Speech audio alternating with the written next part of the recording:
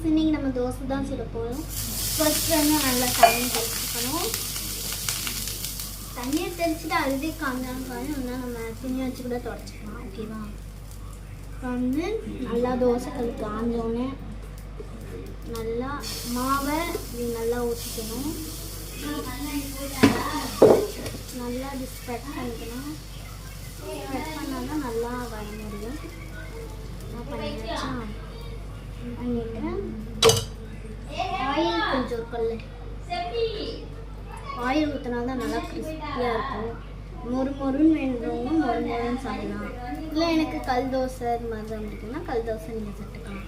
எனக்கு நல்லா கிறிஸ்பியாக மொறுன்னு இருக்கும். நல்லா கிறிஸ்பியாக வரும். நல்லா டேஸ்ட்டாக இருக்கும். கொஞ்சம் நேரம் எண்ணெய் டைம் பண்ணணும்னு சொல்லிட்டு வச்ச தோசையை சாப்பிட்லாங்க. இன்னும் நல்லா டேஸ்டியாக தான் இருக்கு.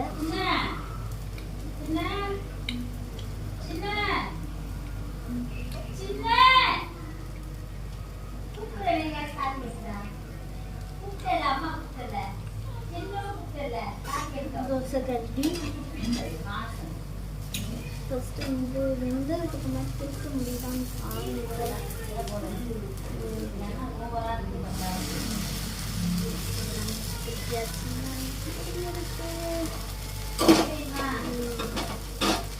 லைட்டாக திருப்பிடுறதுக்கு அப்புறமாட்டு கொஞ்சமாக எண்ணெயை ஊற்றிக்கோங்க. அதெல்லாம் நல்லா பின்னாடி மொறு வரும், நல்லா டேஸ்ட்டாக. இந்த வீடியோ பிடிச்சிருந்தா லைக் பண்ணுங்க, சப்ஸ்கிரைப் பண்ணுங்க, கமெண்ட் பண்ணுங்க. Bye guys.